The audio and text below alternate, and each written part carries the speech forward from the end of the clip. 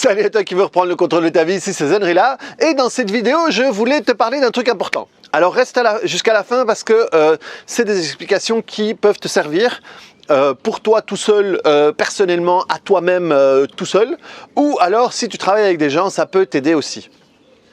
Il y a un truc qui est récurrent un peu dans le développement personnel, un truc qui peut être à la noix parfois, c'est cette recherche de soi. Qui es-tu vraiment? Tu dois trouver qui tu es, à la recherche de toi à l'intérieur et tout ça. Et j'ai eu deux personnes qui sont chacun dans leur parcours de développement personnel, de travail sur soi et tout ça. Et ils m'ont dit tous les deux la même chose, c'est j'ai peur de découvrir qui je suis parce que j'ai peur de ne pas aimer qui je suis. Si je le trouve et je l'aime pas, qu'est-ce que je fais? Et alors ça m'a fait réfléchir parce que j'avais besoin de recadrer un peu tout ça. Et quand on dit ça, et peut-être que ça vous est déjà arrivé, vous avez déjà entendu quelqu'un qui vous disait ça, ou qui disait « je ne m'aime pas hein, », ou « j'ai peur de me trouver, j'ai peur de trouver que je ne m'aime pas ». Et dans une autre variante, enfin je vais terminer là-dessus, je te parlerai de l'autre variante après. Ce qui est terrible là-dedans, c'est qu'on va présupposer certaines choses. Déjà, on va présupposer qu'on est quelqu'un de pas bien. Hein, parce que j'ai peur de me trouver, et si je me trouve et je m'aime pas, ça veut dire qu'il y a quand même une grosse possibilité de ne pas s'aimer. Et aussi, ce que ça présuppose, ce serait que le soi qu'on est, hein, qu'on dit qu'il faut trouver qui tu es vraiment et tout ça, le soi serait fixe. Je vais trouver qui je suis, ça va pas me plaire, et tant pis pour ma gueule. Tant pis pour ma gueule, je devrais rester avec ça, genre mariage forcé, et je devrais rester avec cette personne-là toute ma vie. Et là est la première erreur, c'est que notre essence, ce qu'on est vraiment, quelle que soit la manière dont on peut dire ça, ce n'est absolument pas fixe. Si jamais tu trouves qui tu es vraiment, c'est absolument pas fixe. C'est ce que tu es vraiment à un moment, et c'est ce que tu es vraiment défini par des choses, machin et tout. Il n'y a pas de toi absolu comme ça. Ça va être une version de toi à un moment donné, selon des circonstances, des conclusions, des croyances, et tu vas avoir une version. Et en réalité, ce n'est pas fixe. Et pour faire une métaphore, vous savez que j'aime bien les métaphores, en réalité, ton toi à toi, la seule chose qui soit définie, ce serait, si tu veux, la texture du papier. Tu as une page où il y a une version de toi, hein, et d'un coup tu vas tomber sur cette version de toi et tu as peur que tu n'aimes pas cette version de toi, tu n'aimes pas cette description et tu vas devoir rester toute ta vie avec toi, ce sera foutu, ce sera que ça, quoi. En réalité, la seule chose qui est fixe, c'est la texture du papier sur lequel c'est écrit. Ça peut être du papier recyclé, ça peut être du papier blanc, ça peut être du papier bleu, ça peut être un papyrus, ça peut être du papier en aluminium, ça peut être du papier en feuilles, en feuilles d'arbre, ça peut être en tissu, ça peut être en lin, ça peut être n'importe quoi. Chacun va avoir sa texture de papier, mais par contre, la page est blanche. Et si elle n'est pas blanche, elle est, tu sais, avec mon fils, je joue souvent à un truc, c'est à faire des dessins sur une, je crois qu'ils appellent ça une ardoise magique ou un truc du style, où tu dessines, et après tu fais, et ça s'efface. En fait, c'est un truc aimanté, machin, et alors ça s'efface. Et en réalité, ton papier, il est comme ça.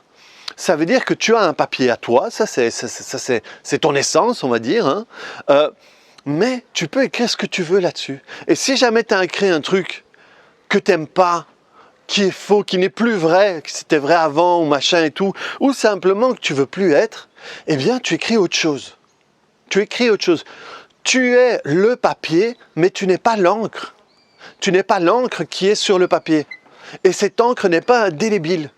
C'est vraiment super important de comprendre ça, parce que je ne suis pas ce qu'était le petit René de 5 ans, Je ne suis pas ce qu'était le René de 15 ans, je ne suis pas ce qu'était le René de 30 ans, je ne suis pas le René, je ne suis pas le René de 36, 37 ans. Voilà, moi, quand j'étais tout petit, quand j'étais un bébé, j'étais aimé par tout le monde. C'était honnêtement, ma vie là, c'était...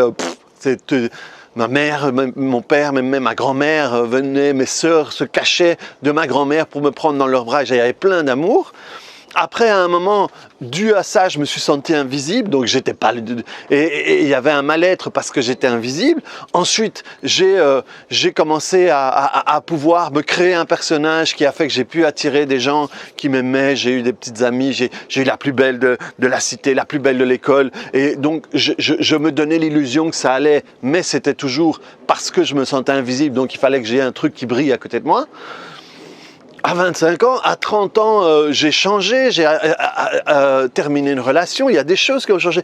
À 36 ans, je me sentais mal dans ma peau parce qu'il y avait tout un tas de trucs que je n'avais pas travaillé, donc il y avait des restes, il y avait des restes, je réécrivais la fin ou je rajoutais un chapitre ou n'importe quoi, mais c'était...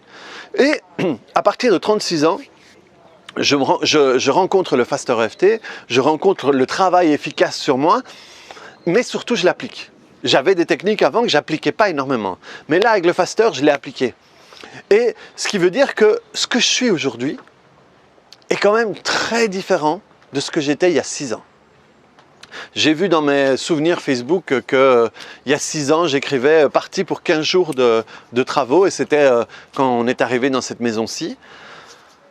Franchement, et si je peux faire 15 jours de travaux, c'est parce que j'étais au chômage, parce que j'avais pas beaucoup de travail. Le jardin ici derrière, je pouvais m'occuper du jardin, maintenant je m'en occupe plus. Donc j'ai un jardinier maintenant que j'ai pas appelé depuis longtemps et qui ferait bien de venir. Mais tout ça, c'est parce que je travaille beaucoup plus, parce que j'ai changé ma valeur à moi, donc je peux gagner beaucoup plus d'argent, je peux faire beaucoup de trucs, c'est vidé, enfin voilà, il y a plein de choses qui ont changé. Donc ce qui était écrit sur mon papyrus, sur ma feuille, sur mon tissu, mon linceul ou n'importe quoi, est complètement différent de ce qui avait écrit il y a 6 ans. Et je pense que ce qui sera écrit dans 10 ans sera différent de maintenant. Ce n'est pas fixe, ce n'est pas fixe. Et si tu as peur de la version que tu pourrais trouver de toi, c'est parce que tu l'as écrit à un moment, cette version-là. Tu l'as écrit à un moment quand tu as défini ta personnalité, ta valeur ou qui tu étais par rapport au regard d'un autre, par rapport aux valeurs d'un autre. Cette personne-là t'a jugé ou t'a dit que tu devais être comme ci ou que tu étais comme ça et là tu t'es créé une identité par rapport à un autre. Donc ce n'est pas toi, ce n'est pas toi, c'est une version que quelqu'un a fait de toi, qu'une situation, qu'une circonstance a fait de toi. Tu t'es jugé par rapport à cette situation, par rapport à cette circonstance. Donc ce n'est pas toi. Et si c'était toi, ça ne veut pas dire que tu ne peux pas le changer. Ça ne veut pas dire que déjà rien que le fait de le chercher, rien que le fait de travailler sur toi pour trouver tout ça, ça va déjà être différent de ce que tu auras trouvé là, vu que cette version-là, c'était une version de toi quand tu réfléchissais pas, quand tu étais juste une victime des circonstances, et quand tu cherchais pas à j'aime pas le terme t'améliorer parce que ça voudrait dire que tu n'étais pas bien, mais quand tu cherchais pas à pouvoir travailler sur toi pour avancer. Et donc c'est déjà, rien que là, déjà, tu es différent et tu n'es pas cette version que tu as peur de trouver. Ensuite, il y a des choses que je me souviens que dans ma jeunesse, j'avais entendu, j'ai pu entendre des personnes dire, des fois, il y avait des gens qui les traitaient mal ou quoi que ce soit, et alors je leur disais, mais pourquoi est-ce que tu réagis pas ou pourquoi est-ce que tu n'as rien fait?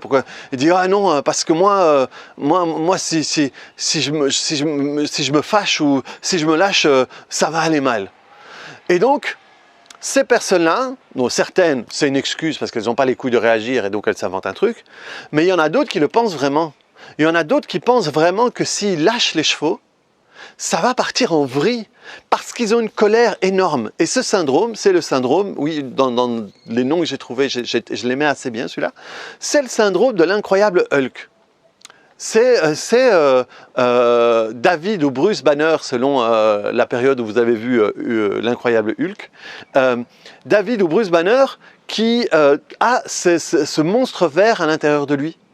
Et il a peur d'être en colère parce que s'il se met en colère, il y a ce truc qui va déchirer la chemise et tout ça. Vous vous êtes rendu compte qu'il déchire toujours la chemise et le pantalon, mais jamais le caleçon. Hein. Donc il y a des parties à lui qui grandissent pas. Moi je dis ça, mais je dis rien. Et donc il a peur parce que tout d'un coup, il y a ce truc qu'il ne va pas pouvoir contrôler. C'est comme s'il y avait un animal à l'intérieur de lui qui n'était pas lui et qui allait prendre le contrôle et le pouvoir. Et vous vous rendez compte que dans ces deux cas, il y a une espèce de peur d'être en contact avec soi. Et ça n'a pas de sens, quoi. Ça n'a pas de sens parce que c'est pas vrai, parce que c'est une illusion, parce que c'est des histoires que vous vous racontez. C'est des histoires qu'on peut se raconter dans ces moments-là. Donc, c'est important à ce moment-là de pouvoir te dire, tiens, quelle est la version de moi que j'aurais peur de trouver? Celle que j'aimerais pas. Et aller voir, tiens, à quel moment j'ai pu commencer à croire ça et pouvoir travailler là-dessus. Pareil, comme je l'avais dit, si je la retrouve, je la mettrai là, la vidéo que j'avais faite sur l'incroyable Hulk. C'est pareil, si à un moment il y a une scission entre toi et cette partie-là, et qu'elle est restée avec toute la colère de ce qui s'est passé, c'est bien de retourner au moment où il y a eu cette scission, au moment où tu as stocké la colère parce que tu ne pouvais pas, ou tu ne voulais pas, ou tu avais peur de l'exprimer. Et pouvoir travailler là-dessus, pouvoir tapoter là-dessus, pouvoir tapoter sur ce qu'on t'a fait, sur ce que tu as compris, sur les conclusions que tu as fait à ce moment-là, sur comment est-ce que tu t'es senti avec tout ça. Et faire la paix, parce qu'en réalité, Hulk, c'est pas un méchant gars. Il est juste en colère. Il a juste super mal quelque part. Et ça fait tellement mal que dès qu'on touche, ça explose. Si tu travailles sur l'endroit où ça fait mal, si tu l'aides à faire la paix avec tout ça, il sera plus vert. Il sera plus vert, il sera plus en colère. Et c'est pareil. Imagine-toi cette version de toi que tu as peur de trouver. Imagine-toi comment est-ce qu'elle peut se sentir, cette version de toi.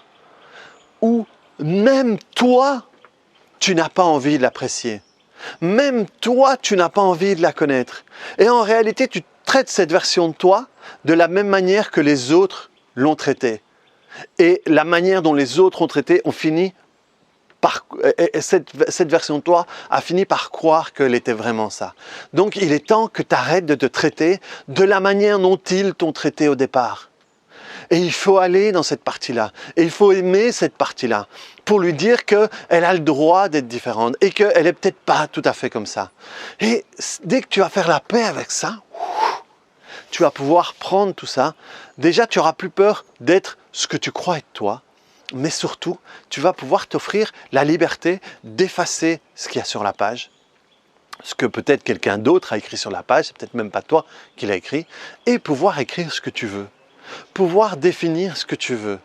Il y a quelque temps, j'ai fait une vidéo avec un défi sur la congruence. Je verrai si je refais le défi ou quoi que ce soit. J'ai pas mal de personnes qui ont participé. On va voir comment ça se sera passé parce que je suis en train de mettre en place le défi quand je tourne cette vidéo. Et donc je le referai peut-être. Mais c'est ça ce que je propose dans ce défi. C'est de écrire ce que tu veux sur la page. C'est définir le super-héros que tu veux être. Aujourd'hui, je veux être, pour être congruent avec moi, je voudrais être, je sais pas moi, je voudrais être une personne qui aide sans y penser. Je voudrais être une personne responsable, qui fait ce qu'elle dit. Je voudrais être, je sais pas moi, n'importe quel costume de super-héros que tu veux être. Et à chaque fois que tu prends une décision, ou le plus souvent dans la journée, c'est tiens, est-ce que ça rentre dans le cadre? Non? Ok, alors de quelle manière je peux réagir pour que ça rentre dans le cadre. Et définir, toi, de te comporter de la manière dont tu veux être. Et plus tu vas te comporter comme ça, plus tu vas être cette personne. Et donc, tu es en train de réécrire ce qu'il y a sur ce papier. Donc voilà, je vois que cette vidéo est très longue, donc je vais arrêter ici, mais c'était vraiment important. C'est vraiment important, réfléchis, tu peux la revoir, tu peux prendre des notes pour voir toi, qu'est-ce qui fait réagir chez toi, qu'est-ce qui résonne dans ce que je dis, à quel moment tu te reconnais, et noter. Et surtout, une fois que tu as noté, travaille-le, prends la vidéo 144, viens me voir, travaille sur toi, viens dans mes formations pour apprendre à le faire sur toi. Je sais pas moi, mais fais-en quelque chose. simplement parle-lui, désire simplement l'accepter, accepter qu'elle soit là, accepter de... Eh ben merde, tu peux être comme tu veux, je vais t'aimer quand même. Et c'est pas vrai qu'on t'aime pas. Et simplement arrêter d'avoir peur de rencontrer cette version de toi. Et croire que si tu es vraiment comme ça va vouloir dire X ou Y. C'est faux, c'est des conneries. Tu peux être ce que tu veux, quel que soit ce que tu as été dans le passé. Il y a des gens qui ont été des criminels dans le passé qui sont devenus des gens très bien. Tu as des femmes qui ont été des prostituées qui sont des femmes qui font énormément de bonnes choses. Ça ne veut rien dire l'un ou l'autre. Ça ne veut rien dire. Je peux être un voleur dans le passé et de la même manière que je peux être quelqu'un de très bien dans le passé et devenir un gros fils de pute par après. Ou, je sais pas moi, ou donner l'illusion que les curés qui touchent les enfants, les voleurs qui sauvent les... Je sais pas, il y a une vidéo, il y a un type qui fait les poches à quelqu'un et après ce type qui était sous tombe sur les rails du tram, le type se met sur les rails du tram pour le sortir et le sauver alors que juste avant il lui avait fait les poches. Donc rien n'est défini, rien n'est écrit. Toi, tu peux écrire ce que tu veux. Donc voilà, reprends le contrôle de ta vie, clique plusieurs fois sur le bouton j'aime, avec d'autres codes, tu inventes des comptes pour cliquer parce que je trouve que celle-là elle est bonne, je l'aime bien en tout cas. Et mets-moi des commentaires, sur ce que tu penses, sur ce que tu vois, sur ce que tu as ressenti, là où tu t'es rencontré, là où, ok j'ai vu, j'ai regardé tout ça, mais là je bloque, qu'est-ce que je peux faire comme ça et tout. Mets-moi ça dans les commentaires et puis à bientôt sur une autre vidéo. Allez, ciao!